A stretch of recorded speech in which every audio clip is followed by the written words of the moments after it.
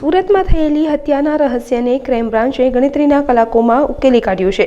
આ કેસમાં હત્યારા સુધી પહોંચવા માટે પોલીસને મૃતકના શરીર પરના કોઈ પુરાવા નહીં, પરંતુ આરોપીના શરીર પર મૃતકે ભરેલા બાચકાના નિશાન નિર્ણાયક સાબિત થયા છે।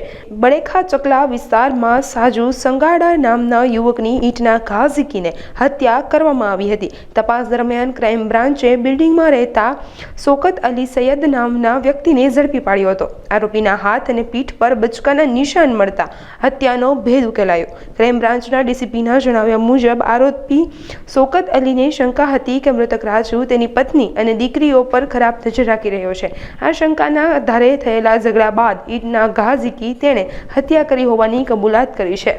ગઈ 3 તારીખે 3/11/2025 રોજ સુરતના અઠવા વિસ્તારમાં ઢીંગલી ફળિયામાં કાળુભાઈ ડભોઈના બિલ્ડિંગના 3જા માળ પર એક ડેડ બોડી મળી આવેલી, જે રાજુ વજેસિંહ સંગાડા, ઉંમર વર્ષ 45 અને મૂળ દાહોદનો રહેવાસી છે અને ઘણા વર્ષથી અહીંયા મજૂરી કામ કરી અને અહીંયા રહે છે। 4થા માળ ઉપર ત્યાં જ એ જગ્યા ઉપર પતરાના શેડમાં એની ડેડ બોડી મળી આવતા એના કાકાએ ફરિયાદ દાખલ કરવામાં આવી અને અનડિટેક્ટ ખૂનનો ગુનો દાખલ કરવામાં આવ્યો, જે બાબતે ક્રાઇમ બ્રાન્ચની અલગ અલગ ટીમો આ ગુનાના ડિટેક્શન માટે લાગેલી હતી।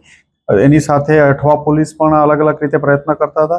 એમાં ક્રાઇમ બ્રાન્ચના પોલીસ ઇન્સ્પેક્ટર કે.આઈ. મોદી અને પીઆઈ સિંધા અને પીએસઆઈ વિશાલ ધનગઢને બાતમી મળી હતી કે આ ગુનાના કામે શોકત સૈયદ નામનો ઈસમ સંડોવાયેલ છે। એને ક્રાઇમ બ્રાન્ચ ખાતે લાવી એની પૂછપરછ કરતા એને ઉપરોક્ત ગુનાની કબૂલાત કરેલી હતી।